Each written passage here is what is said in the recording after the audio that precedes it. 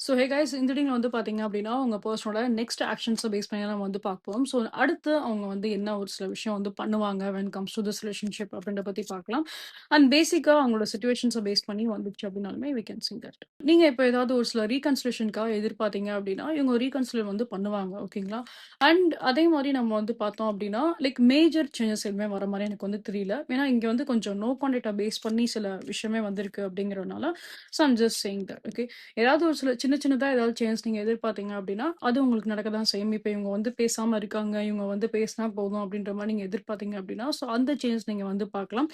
But at the same time like still இங்க வந்து பார்த்தோம் அப்படிங்கிறப்ப கொஞ்சம் டைம் எடுக்கலாம். இந்த ரிலேஷன்ஷிப்ப பொறுத்தளவுக்கு இந்த ரிலேஷன்ஷிப்ல சில சில சேஞ்ச் வரதுக்கு கொஞ்சம் டைம் எடுக்கலாம்.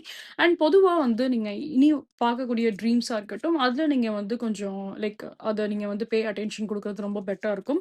ஏன்னா சில விஷயங்கள் இந்த பெர்சன பத்தி நீங்க வந்து உங்களோட பெர்சன பத்தி நீங்க வந்து பார்க்கலாம். பிகாஸ் அந்த ஒரு டெலிபேத்திக்கான மெசேஜஸ்மே தான் நான் வந்து பார்க்குறேன்.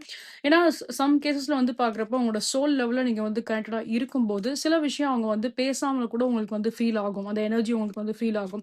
ஸோ அப்ப ட்ரீம்ஸ் த்ரூ உங்களுக்கு சில விஷயம் வந்து இந்த பெர்சன பத்தி உங்களுக்கு வந்து தெரியலாம். இல்ல இவங்க ட்ரீம்ஸ்ல த்ரூ உங்ககிட்ட வந்து கனெக்ட் பண்ண ட்ரை பண்ணலாம். ஸோ இந்த மாரி சில டெலிபேத்திக் மெசேஜஸ்மே தான் நான் வந்து பார்க்குறேன். ஸோ நெக்ஸ்ட் ஆக்ஷன்ஸ் வந்து பார்க்கும்போது அவ்வளவா எக்ஸ்பிரசிவா இல்லனா கூட, but some kind of a telepathic message out there.